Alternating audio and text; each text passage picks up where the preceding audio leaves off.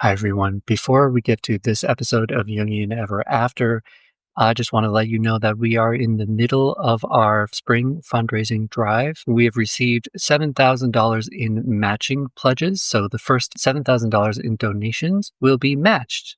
So if you want to support Jungian education and support this free podcast, please make a donation at jungchicago.org/give or click the link in the show notes. Thanks.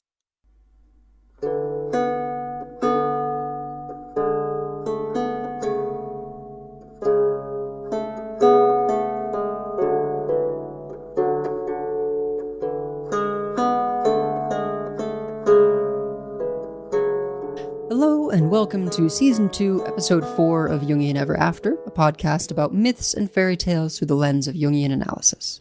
I am your host, Raisa, and joining me as always is my co-host and Jungian analyst, Dr. Adina Davidson. Things may be a bit more somber this episode, but how are you doing? So I think somber is a good word for it, right? It feels like, it's a very November day here in Cleveland, Ohio, and it's been a tough bit of time. So today's episode is somewhat synchronistically aligned with external events. This was in no way planned. It just sort of happened with the way our schedules lined up and how we always intended to order our episodes. Having discussed a quite touching story of romantic love last time with Eros and Psyche, we now will be talking about a much more tragic story about what happens when someone has an overabundance of self-love. I am referring, of course, to the story of Narcissus. The overall question that we want to examine is, why do narcissists hold such a powerful archetypal attraction? What does it mean to be a narcissist, and how do they affect those around them? We'll start with reading Ovid's telling of the story of Narcissus. So, we've generally been using Edith Hamilton's mythology, but this will be a bit of a change-up. If you want to follow along or reference the story yourself, you can find this in Ovid's Metamorphoses. I'm going to be reading the Penguin Classics version. Liriope gave birth to a child already adorable, called Narcissus. In the course of time, she consulted the seer. "Tell me," she asked, "will my baby live to ripe old age?" "Yes," he replied, "so long as he never knows himself." 16 years went by, and already the son of Cephisus was changing each day from a beautiful youth to comely manhood. Legions of lusty men and bevies of girls desired him, but the heart was so hard and proud in that soft and slender body that none of the lusty men or languishing girls could approach him. One day he was sighted by a nymph whose voice would always answer a call, but never speak first. It was Echo. Echo still was a body, not a mere voice, but could only parrot the last few words of the many spoken by others. When she saw Narcissus wandering over country fields, she burned with desire and stealthily followed along his tracks. Oh, how often she longed, poor creature, to say sweet nothings and beg him softly to stay. But her nature imposed a block and would not allow her to make a start. Narcissus once took a different path from his trusty companions. "Is anyone there?" he said. "One there?" came Echo's answer. She burst in excitement out of the forest, arms outstretched. Shrinking in horror, he yelled, "Hands off! May I die before you enjoy my body!" Her only reply was, "Enjoy my body."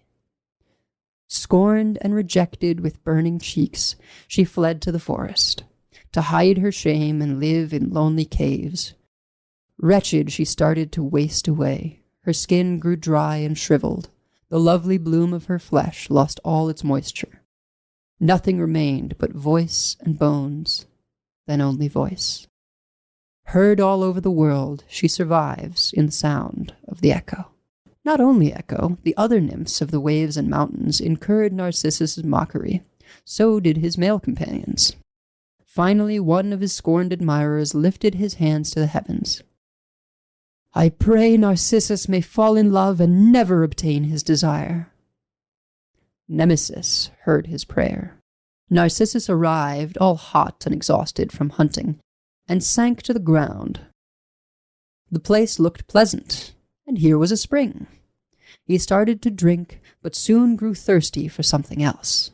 His being was suddenly overwhelmed by a vision of beauty. He fell in love with an empty hope, a shadow mistaken for substance. He gazed at himself in amazement. He saw twin stars, his own two eyes, rippling curls like the locks of a god, cheeks as smooth as silk. All that his lovers adored, he worshipped in self-adoration. Blindly wrapped with desire for himself, he was votary and idol, suitor and sweetheart. Those beautiful lips would implore a kiss, but as he bent forward, the pool would always betray him. He plunges his arms in the water to clasp that ivory neck and finds himself clutching at no one. Nothing could drag him away from the place, not hunger for food, nor need for sleep. He never could gaze his fill on that fraudulent image of beauty, and gazing proved his demise. He stretched his arms in grief to the witnessing trees all round him. Has anyone suffered for love like me? As yellow wax melts in a gentle flame, or the frost on a winter morning thaws in rays of sunshine, so Narcissus faded away and melted, slowly consumed by the fire inside him. His final words, as he gazed once more in the pool, rang back from the rocks. "Oh, marvelous boy, I loved you in vain." Then he said, "Farewell." "Farewell," said Echo. So, as we can see from the story, narcissists have a strong attraction. Why? I think inherent in such overwhelming self-love is confidence. Although there's a fine line between it and arrogance, it's widely believed that self-confidence is an attractive trait. So even if they come with added negatives, narcissists can be quite alluring for being so amazingly self-assured. I think even those of us who put on an air of confidence can be secretly insecure. So seeing someone who lacks any insecurity is something to admire and aspire to. I also think that it can feel like they're so self-confident and therefore perfect. If we align ourselves with them, we sort of gain some of that confidence and perfection ourselves. Absolutely. Yeah, I think, for example, someone in a cult of personality, while they are in it and believe everything, they feel empowered. Right. They in subsuming yourself to a greater other, you feel greater yourself. Mm-hmm. I mean, I think that's exactly what happens in cults. We can also look at this from an archetypal perspective. Everyone in the myth is in love with Narcissus. Narcissus only loves himself and is completely and cruelly indifferent to the sufferings of others. He mocks others, including Echo. He shows a callous indifference to others' pain. An example of this in our current reality is the ways that Trump expressed contempt for soldiers who were wounded or lost their lives on the battlefield. I'd also like to give an example of someone not in politics. Many years ago, I had a client, a very successful businessman, who married someone who could really only be described as a diva. And they had a child, but that relationship ended very badly. And when they got divorced, he completely, calmly ruined her. He got the best financial and custody deal possible with no understanding not only of why he should be more compassionate to her, but even why she might be upset. He said, it's just business, and left the mother of his child penniless and almost homeless.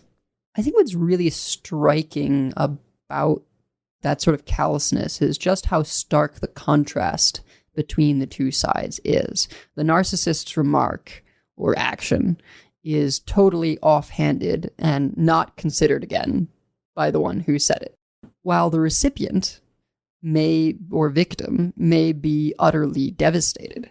Echo wastes away in her despair from his words, while he carries on without a thought for her till the very end. One way to recognize narcissism is to look for people who matter much more to others than others matter to them. So many are in love with the narcissist, but the narcissist only deeply cares about whether they can make use of the others. So, and this is something that I've been thinking about with this story. What would you say is the connection here to what we call sociopaths or egomaniacs? Are they sort of synonyms for narcissist? I'd say they overlap a great deal. Egomaniacs or narcissists can be generally kind if it doesn't step too much on them. They can have a basically kind orientation to human beings and actually even feed their self-love by doing kindnesses for others. Whereas sociopaths are narcissists who are also cruel. So sort of the every square is a rectangle, not all rectangles are squares type of rule. Right. So every sociopath is a narcissist, but not every narcissist is a sociopath. Got it.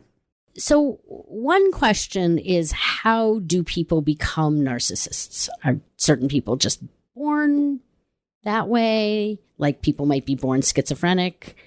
Most psychologists don't think so. Attachment theorists argue that when very young children, toddlers, do not get their emotional needs met, they get stuck at this stage.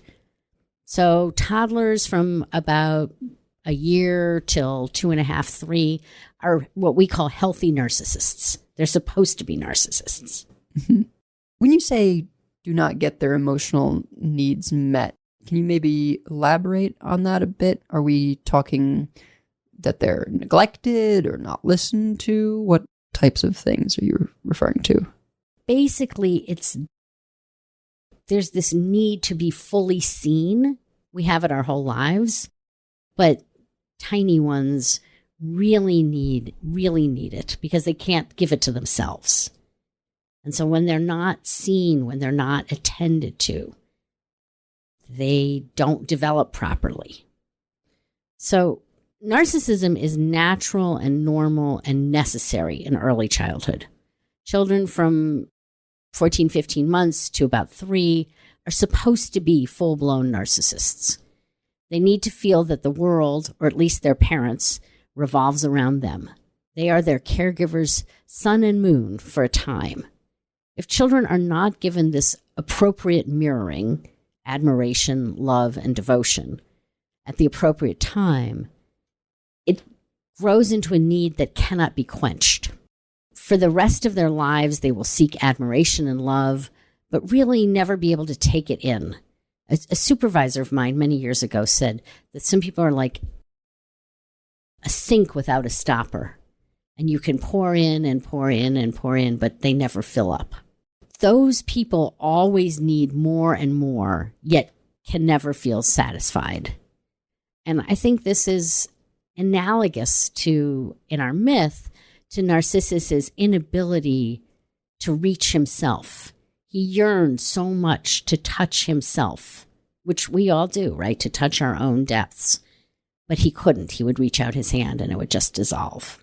Once children hit the age of 3 or so, 2.5, 3, they're ready to both be loved and to start to learn that they're not always the center of attention. When a toddler is not adored, they can develop a hole at the core of their personality. But when there are no limits set, they can also get stuck in selfishness and narcissism. So I definitely don't think my daughter is going to have an issue with the being adored part. I'm hard-pressed to find a place to take her where someone doesn't sort of shower her with adoration, in addition to what she gets from family, of course. But we definitely need to make sure that that is tempered with her not always being the center of attention. And I think her cousins are a good way of making that happen when we're all together, or when she's playing in the children's museum with other kids, making sure we do the whole sharing thing and having empathy for other kids. That's going to be... It takes a long time to develop. And Leah's only 15 months old, so she's not even really at the beginning of it. We're starting to teach it to her, but she can't even really start to learn it. So at the same time that caregivers are meeting the normal narcissistic needs of the toddler, they have to perform this tricky balance of gradually setting limits, just exactly what you were talking about, Raisa. The child needs to both experience him or herself as the center of the caregiver's world and to gradually learn that other people have needs and desires that must be respected. Other people have the same feelings as the child, and these feelings are important. For example, your daughter at 15 months is still very much a toddler, but last week when we were at synagogue, she was trying to play with other toddlers. There was a whole group of little ones on the carpet. Her approach to play is to steal everyone's toys. We were already last week telling her, no, sweetie, you can't take things from other people. And we would take away the toy and return it to the toddler who was playing with it first. When she was 7 months old and she was crawling, I don't think we really even did that because she couldn't understand it at all. And she wasn't really intentionally taking anyone's toys. Now she sees that somebody is playing with a toy and she's like, oh, that looks like fun. I'll take it. And in the response of caregivers and people who love her is to set a limit on that. Mm-hmm. That is the loving response. This is the dawn, maybe pre-dawn, of learning that other people have feelings and rights, and you can't just take what you want. This developmental balancing act is partly done by parents and partly done by the larger world. When it happens perfectly, never, in other words, we would expect to have an older child and then adult who can fully love and be empathetic to others and themselves. In actual life, most of us are sometimes empathetic and loving, and sometimes not. We're sometimes able to treasure ourselves and sometimes not. We all tend to have to work hard to balance between care for others and care for ourselves. So I've often referred to toddlers, this was more before I had my own, but as sociopaths, because of that lack of empathy.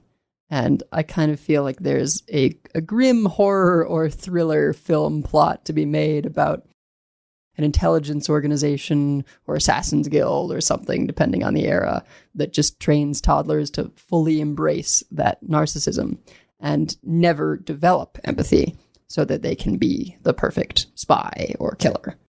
You have a very dark imagination, my friend. I wouldn't be surprised if it's a thing that's happened, though. I was actually thinking that in some ways, the way we train elite military folks is not to get rid of the empathy, but we train them to compartmentalize it and to be able to put it aside. So yes, I think it does happen.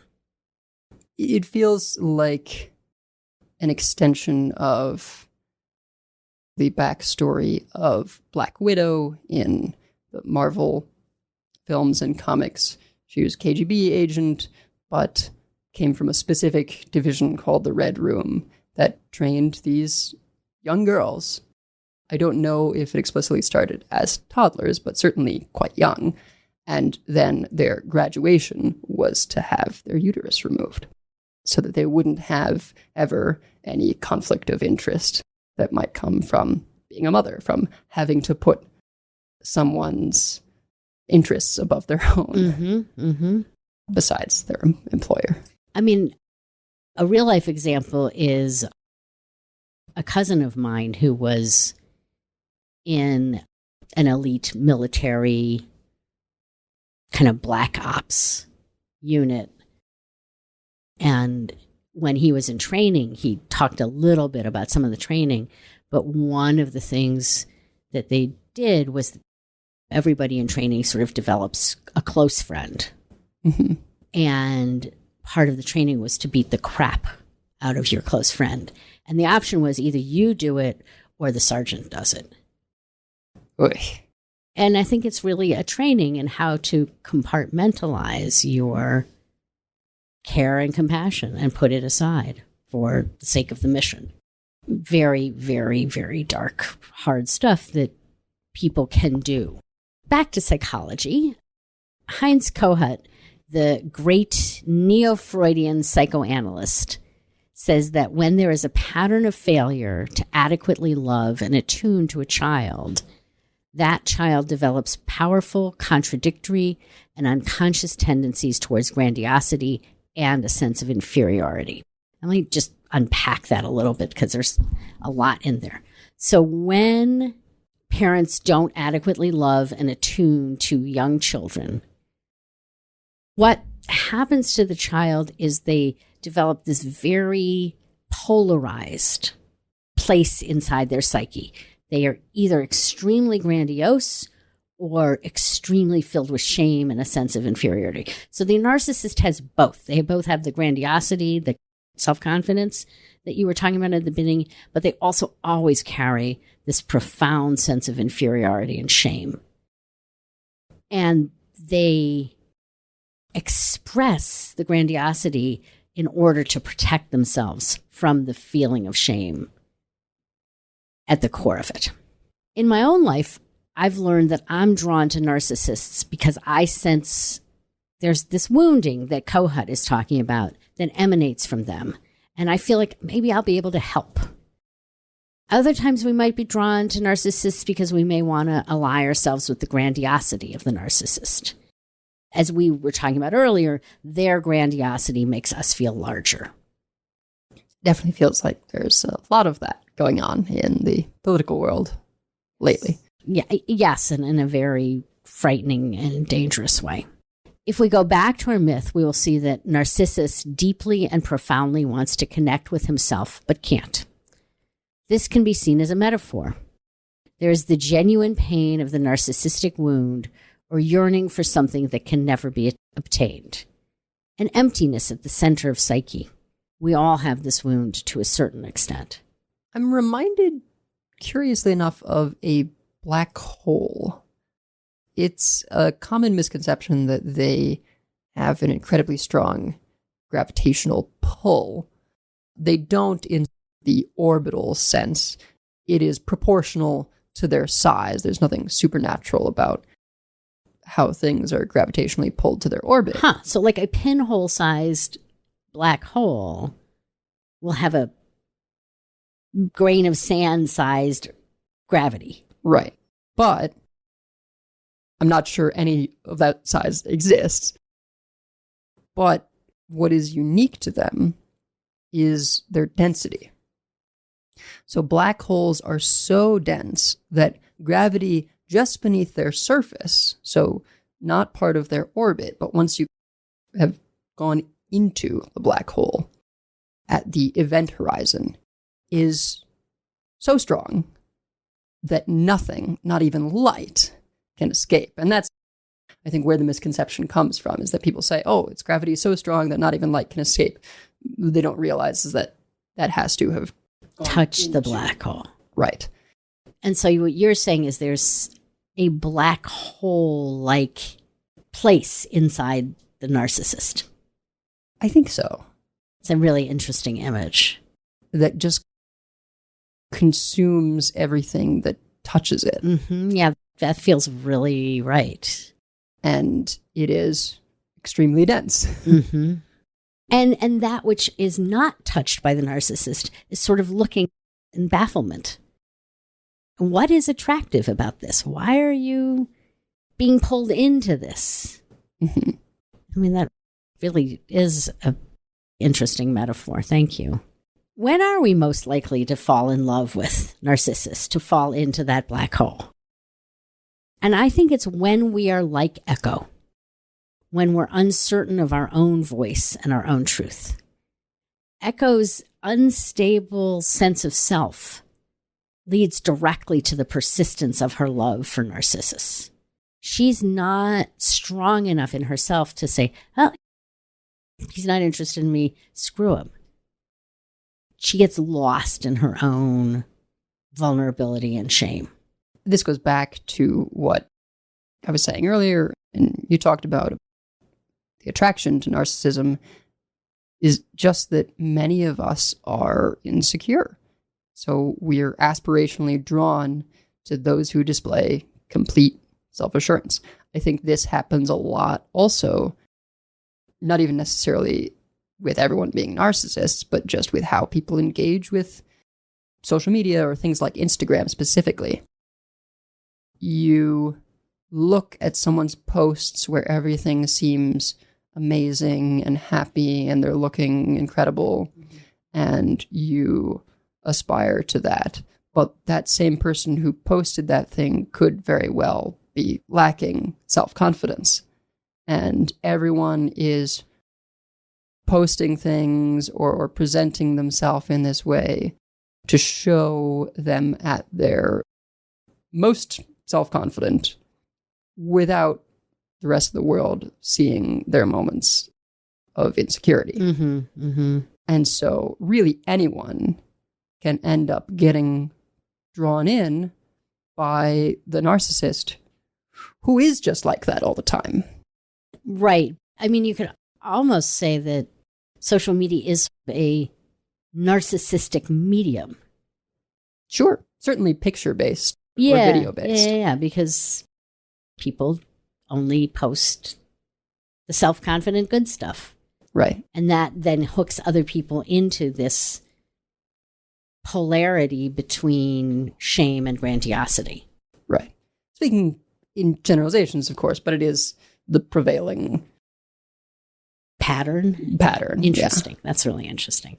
So in this sense, just like the social media poster and the social media consumer are two faces of the same pattern, Narcissus and Echo are two faces of the same pattern. Narcissus is the grandiose, too good for everybody end of the polarity. Echo is the shame-filled belief in one's own worthlessness. Together, these polarities describe what happens inside the narcissist. The narcissist has both Narcissus and Echo inside of themselves.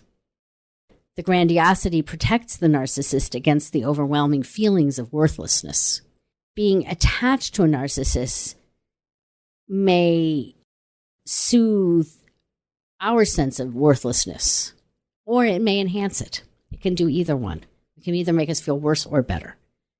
It may give the feeling that I'm important by virtue of being connected to the narcissist, or I am worth nothing.